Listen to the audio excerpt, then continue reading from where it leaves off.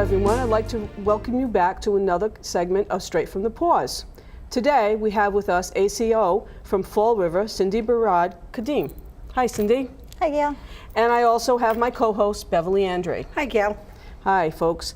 All right, today Cindy's going to give us a lot of information for you people in Fall River about Fall River animal control. Some questions that we know people have been asking, and we're going to start by just asking Cindy. Cindy, how did you get involved in animal control, and especially in Fall River? I had graduated from UMass Amherst and needed a job, and so I started working in animal shelters. And from there, I actually ended up coming back home to Fall River, and this job opened up in 2006. I didn't think I would like it, but I actually love it, so I've been there ever since. And it's my understanding that you're the person in charge of animal control. I am the supervisor. That's yes. right. Okay, so that's your role as supervisor. Yep. Okay. Could you tell our viewers where you're located, where your office is? We're at 1181 North Main Street. Okay. And do you have a phone number that you'd like to share with the audience to let the viewers know how they could contact animal control in the city? Our phone number is 508-324-2037. Okay. All right. Now, could you tell the audience a little bit, and Bev and I, because we were supposed to be doing a ride around sometime with some of the animal control. I'd like to see what's going on, but just give the audience an idea and the viewers what exactly, is a typical day for you. I don't think there are any typical days in animal control. I think every day is different, which is why I like it so much. Today, I started the day 8 o'clock. I had 3 different dog bites that I had to go to, so I had to sort of choose who was most important. After that, I got dispatched to a dog was running around on a street. There was an open door, so that kind of turned into a whole big scene where there was somebody injured inside, and so animal control is always different. I picked up a kitten with distemper just before I came here. There's always a million things going on. In between that, we try to patrol the city parks. We try to patrol certain areas where people complain that people are letting their dogs run around loose or people aren't picking up after their pets, things like that. So it's a very, very busy, crazy day. You should definitely do a ride along. Yeah, I think I would. Now, let me ask you, I know that the typical, you mentioned cat and dogs. Now, what other animals would you may run across in the city? We take everything in. We are animal control. So one of our first calls ever was 2 abandoned alligators in an apartment. It was pretty cool. Wow. We've had horses, we've had goats, I had a turtle yesterday. We've had all kinds of things. So you do? Yes. Oh, wow, that's interesting. That keeps you That was really scary. Yeah. Where do you bring these animals? Where do you bring a horse or 2 alligators? We have lots of people that work with us, thank God. Our contracted shelter is the Humane Society in Dartmouth. They're contracted to take everything that we bring them, but obviously with horses and alligators and things, we try to just get them directly to the specialty people. Bob from Animal Instincts works with us with a lot of like the alligators, the turtles, things like that. The horses actually ended up going up to the MSPCA in Evans Farm, and they were safe over there. So. Wow, so it's not the typical, it's a typical day of cats and dogs, and that's what most people think of animal control. And for those of you that are maybe not certain, when I say ACO, it's Animal Control Officer, and that's your role, and you are, currently, how many people are working with you on your staff? Right now, there's only me and another person. We are in the process of hiring, so it's usually 1 working supervisor and 2 officers for the whole city. All right, let me ask you a question about that. Now, if it's a typical day, like let's say you work 9 to 5, I don't know what your hours are, but how would somebody, like, let's say I found a squirrel dying or something in my backyard, how do I get in touch with you at 10 o'clock at night?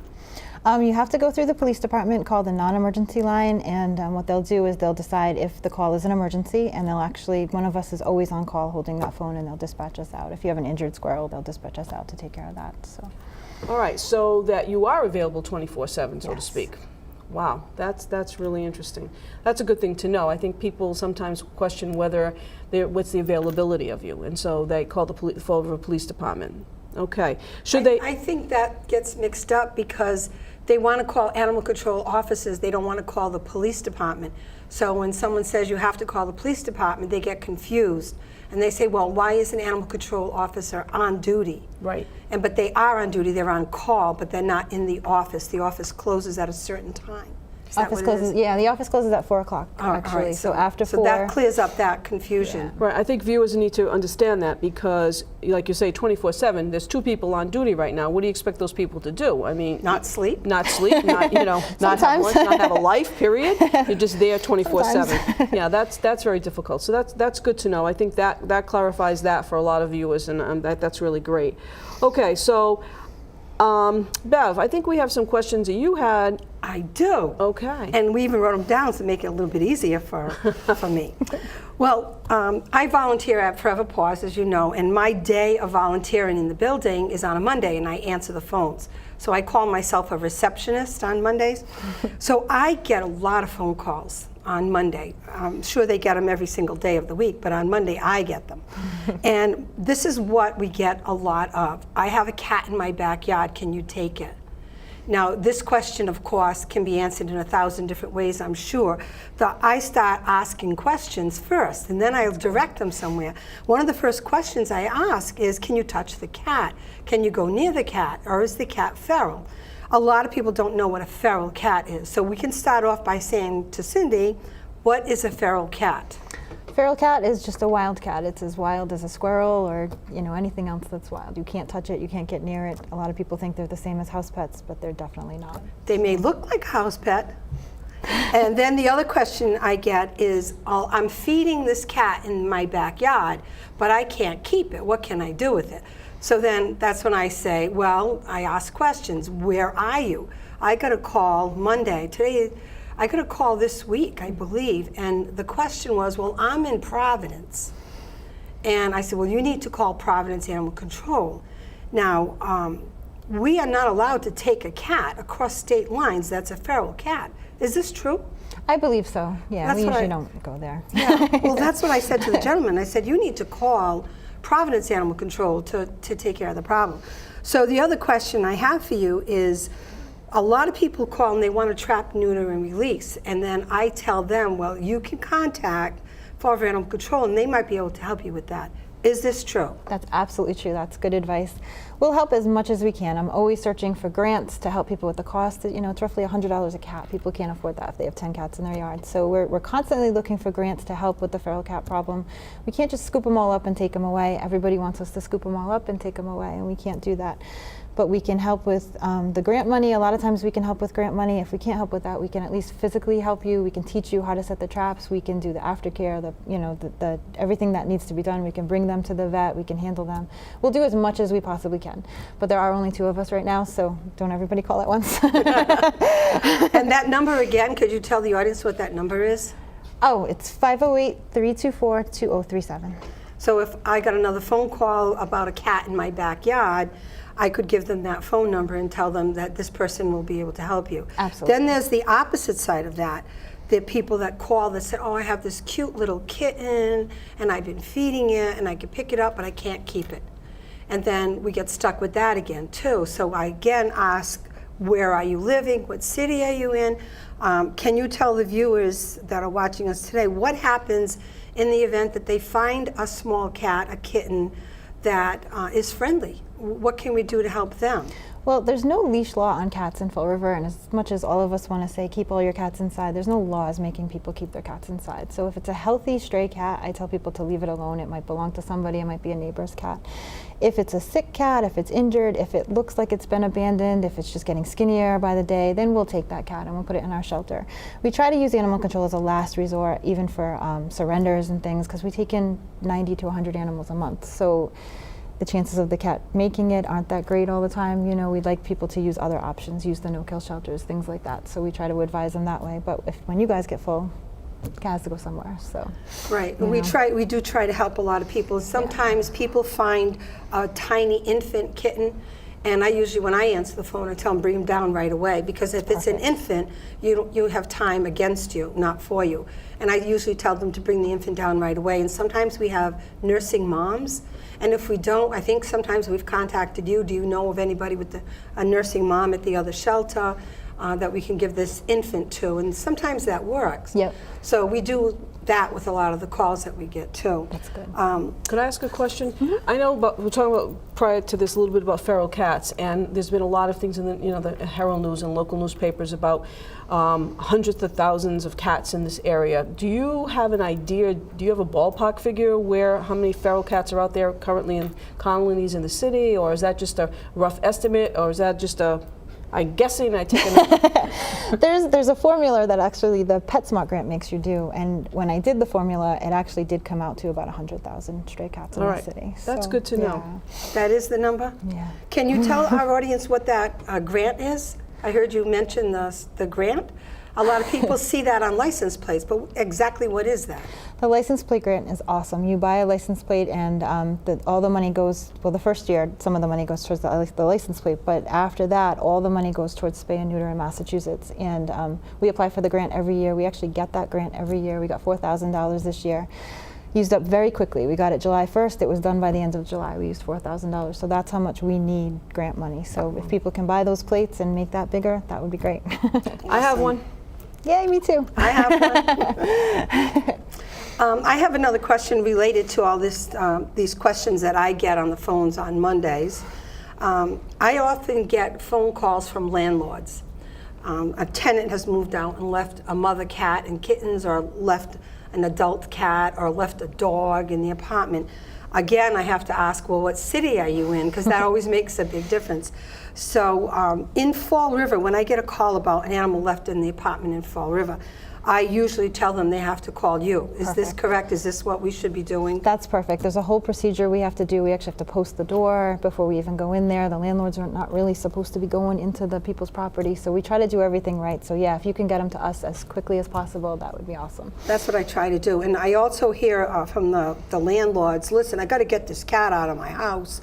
I'm going to drop it off at the shelter today. and I say, I'm sorry, sir, you can't do that. You know, that could be a criminal case. That's what I try to explain to the landlord. I said, we can't take that. That could be an abandonment case. You have to go through Fall River Animal Control to take care of that. So I do want the audience out there to know that if you are a landlord and if someone has left an abandoned animal in your apartment, you need to call Fall River Animal Control to take care of that. We work every single day, so you can call us a Saturday, a Sunday, whenever that happens, they can give us a call. It's not a big deal. And it's not only up to the landlord. I mean, if I lived in an apartment and I had a neighbor that abandoned someone downstairs, obviously I should call the landlord, but sometimes the landlords are not around, you know, so they should call you directly and say, listen, this is what I need to do. I think there's an animal stuck downstairs. Sometimes they're not aware, and not aware until maybe they starts getting some peculiar odors in the building that they realize the animals that have been left behind. And that's sad. It's very, very sad, and it's very difficult. I know that's a difficult part of the job, but I think people have to be aware. You have to be proactive because, as we all know, especially those of us in the animal world, the animals can't speak for themselves. I mean, I know that, you know, at Forever Paws, we actually had an animal that, you know, started eating eating through the wall to try to get out, and then you drink as much as you can in the toilet water, and then there's none left. So I mean, that's devastating. And so if you're aware of it, don't just turn around and close your eyes and say, well, it's none of my business, I don't know anything about it. You have to be aware and say, I got to be proactive, because the animal, like I said before, can't speak for themselves. We have to help them out as much as we can. Is there anything else about feral cats, Bev, or anything in that area we'd like to discuss? No, I think I got a lot of it. I was talking about the spay and neuter grant. I think that was important for the city of Fall River to know about that grant and how Cindy over here helps with all that colony problem around the city, getting those animals spayed or neutered. So I think that's good. And I think the viewers also should be aware of the fact that Cindy, as the animal control officer, she's the one that has to apply for the grant. So she puts a lot of work and a lot of effort and time into that. So you heard what she said. Within 1 month, she was gained $4,000 and given $4,000. She gained it, and it was gone in her budget within that month. So that's a very difficult situation. We all have to be aware of that and understand when you call her that she may not be able to help you right away. I think at this point we'd like to take a little break, and we'll be right back with Straight from the Paws. Thank you.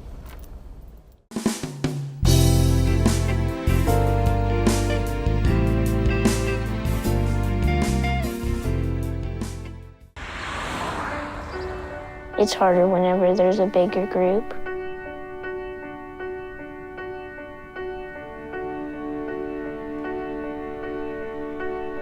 Pretty much a good day for me would be people leaving their hands off of me. I'm always called names. Everywhere that I go, there's always someone calling me names, calling me gay. I've been choked thrown up against a wall, punched. Nobody's ever tried to help me.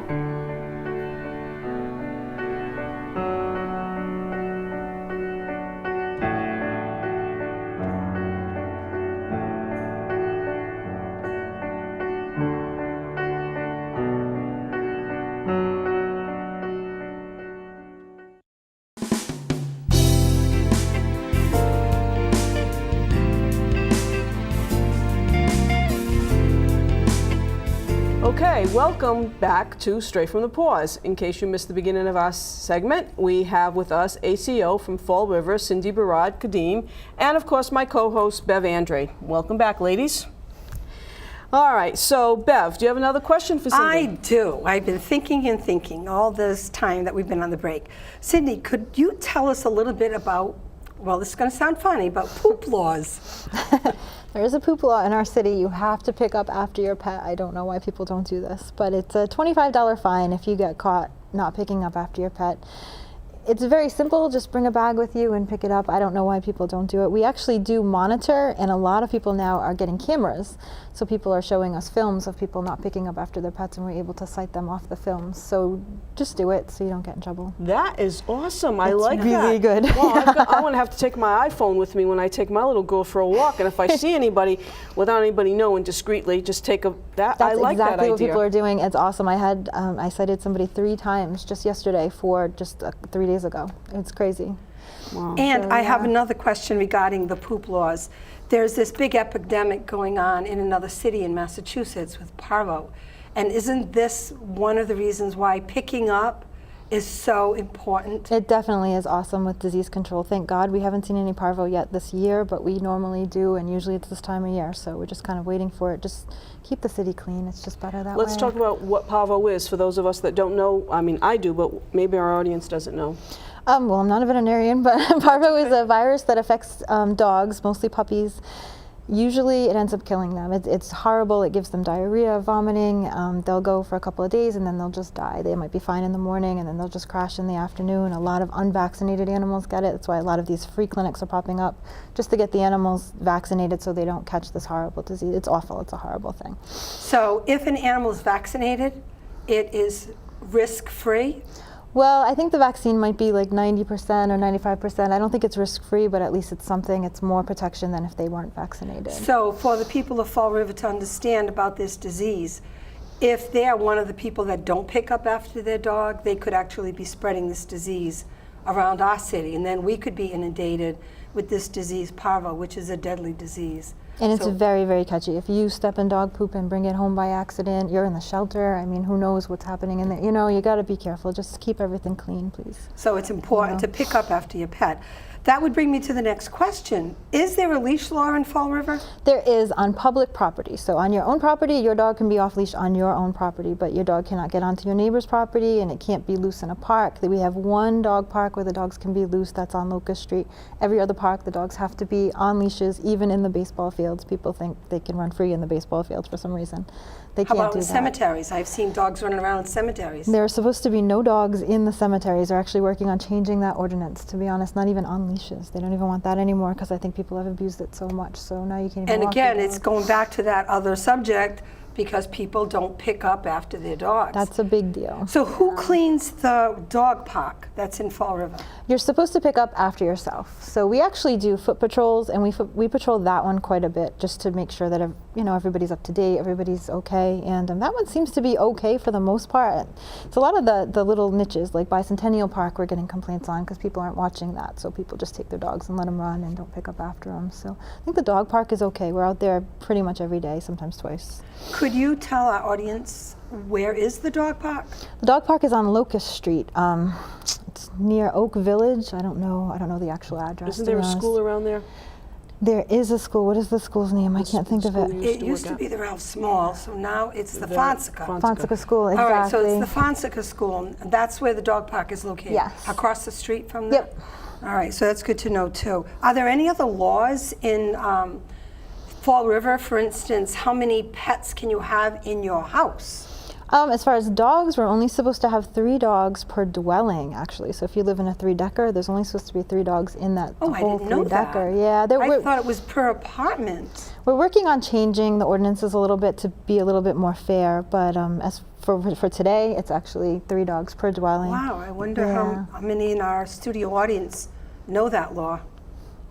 There's also, every dog is supposed to be licensed. Even if it never goes outside, it has to be licensed with the city every single April. We check on that. That's even if we get a false complaint, we check every dog's license when we go to the complaint. So it's a good idea to keep your dog licensed. So And you what don't get a happens if ticket. you're not licensed? We do work with people. If you're a repeat offender, if I've been to your house before, you should know to get your dog licensed, so then I'll write you the ticket. If I've never been there before, I usually give people a chance to get it done. So I'll give people like a week to get it done, but if they don't get it done, they have to get a ticket. I mean, Wow, that's What Yeah. about the kennel license law? I mean, there are people that have more than 3 dogs, and we know that for a fact. I see it on applications that come to Forever Paws. I see people already owning 3 dogs, and they want to get another dog. So we have to be careful when we adopt our animals to people that have already got 3 dogs, because that means they need a kennel license. Is that true? that's absolutely true. We're working on the kennel license too because it's very much old-fashioned. It hasn't been touched in a long time. But for now, you can only have 3 dogs. If you're caught with 4 dogs, you can get fined up to $200 a day for as many extra dogs as you have. So we are working on it though because it just seems a little extreme. I think there are some situations where 4 dogs is okay. You know, we just have to kind of evaluate each situation individually, I think. I have a comment on the 4-dog. I was a foster mom for a Maltese rescue for many, many years. So in my house, I would have dogs coming and going, coming to my house, staying there, healing from surgeries, and then leaving to go to a new home. So at any given time, I could have had 5 or 6 or 7 dogs.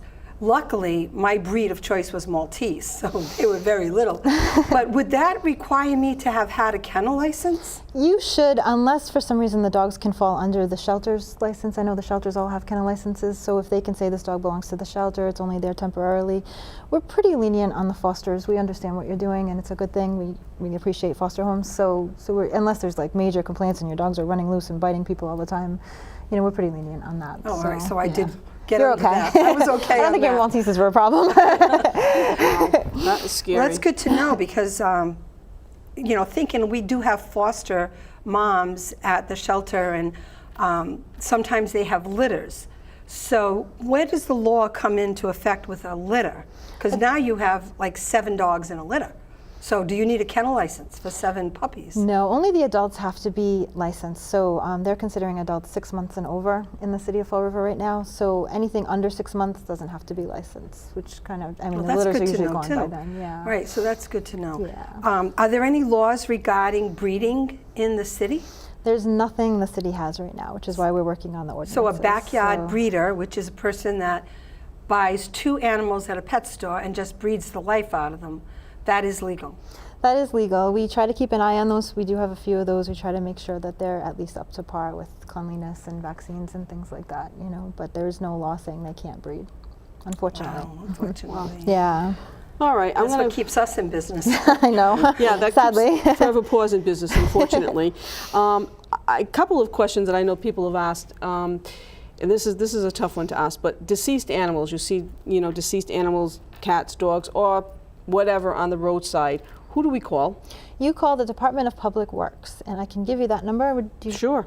The number is 508-324-2769. Okay, so that is not your responsibility. You work with the live animals. Exactly. Okay. yes. But if I were to have a bat in my home, or some flying squirrels, or whatever they have hanging around, or any kind of wildlife that I wouldn't appreciate in my home, a snake that someone just happened to drop off or whatever, what would happen? Lots of different things. Bats, unfortunately, if a bat was in your home, we have to collect that bat because a bat can bite you and you won't even know it. So we actually take the bats and we actually do test them for rabies with the bats. Anything else that's just wildlife, we're not pest control, but if you end up with like a squirrel in your kitchen, we'll go out and get it out of there. If you have a litter of squirrels in your attic, then that's more on you, or to hire a pest control company to come out and take care of that. if a wildlife is injured, I mean, I've had deer in my SUV just because, you know, they've gotten hit by cars and I've had to take them to the vet. So we do respond to injured wildlife. We just don't take them away just because you don't want them there, basically. It's illegal in Massachusetts. We can't do that. And I did hear you say that I could be bit by a bat and not know it? Yes, because bats are about this big. Yeah, and I've seen them. A lot of people, like, you know, if you're sleeping, you roll over and then you see a mark on you and you're like, oh, maybe it's just a mosquito bite. Like, people don't realize. So that's why the protocol in Massachusetts is every bat found in a home, we actually have to send out for rabies testing just to make sure. Wow, So. I'm even learning some things today. I bet you are too, Bev. I am, yeah. Wow, that's interesting. That's scary, but interesting. Okay, now you're talking about changing the ordinances and all that in the city. Do you have a deadline as protocol, you know, when you think you might get these protocols in place, or is this something you're kind of working on when you have your free time? I'm actually working on it with the city lawyer, which is really nice. She's super busy too, so we're kind of going back and forth on things that should be changed. I actually gave her a bunch of suggestions and she was going to look into what we could actually do, so she kind of keeps me in check. City in general kind of takes a long time to do things, but I think it will happen and we just have to kind of get together and do it. There's no timeline or anything. We're just... Well, then we'll have to invite you back for another show and get all the new ordinances of the city of Fall River and find out what they are and what's going to happen and if everybody agrees with them or not, and we can figure out how that's working out. That's really good. Bev, do you have any other questions you'd like to ask Cindy? I'm thinking we could ask her before the show ends, what would happen in Fall River if there's a state of emergency declared for a hurricane or a blizzard? What happens to your pet if you have to evacuate? If you have to evacuate, we actually have a system where we will take your animal, we'll take it up to the Humane Society. The Humane Society can hold, I think, like up to 80 dogs and probably 200 or 300 cats. Not counting, we have a training room where we can crate animals if we had to do it with emergencies. We've actually done it in a few small situations. The blizzard we had last year, we actually were transporting animals that whole day.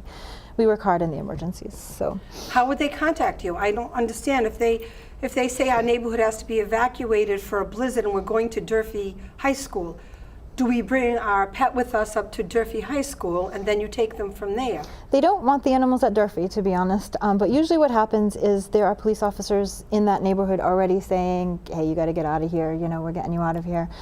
So they usually contact us on the radio. Like I said, we always have that emergency phone, so even if it's midnight, and we had a situation one time at midnight where we had to move 50 cats.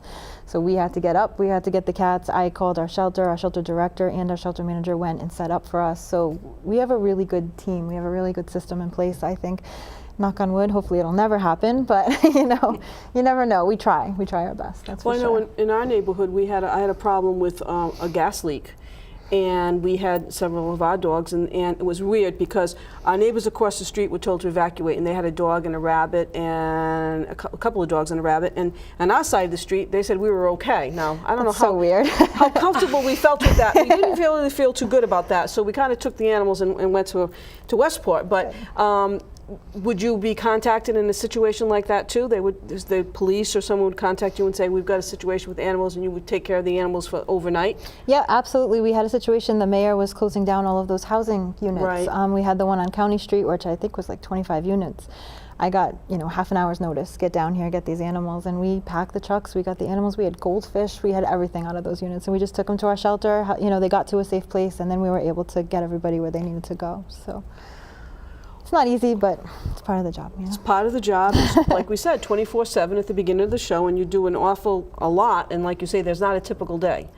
You know, a typical day for an ACO officer or ACO just doesn't come into play. It's just you get up and you show up at work, you put your uniform on, and you answer that phone, you say, here I am, and I'm ready to get going and move on and see what happens. That's it. I have a question. How can you do this with just 2 officers? It's really hard. I have an awesome officer. I love him to death. Thank God. We just have to do it right now. They're in the process of hiring, thank God, and that'll be good. But we're getting to, you know, the emergency calls first. Like I said, I had 3 dog bites this morning. Those I had to get to. There's things that don't get done right away. You know, I have a barking dog complaint. Maybe I'll get to that tomorrow. So it's just we have to prioritize as, you know. Well, I want to thank you for taking the time to come here today. I know you were telling me, you know, I don't know if I can do this, and I'm saying I promise just 1 hour of your time, and we'd appreciate you coming in. We look forward to another program with you. Thank you for coming in today, and good luck. And if there's anything we can do, give us a call too. Thank you for asking. Thank you It's been for great. coming.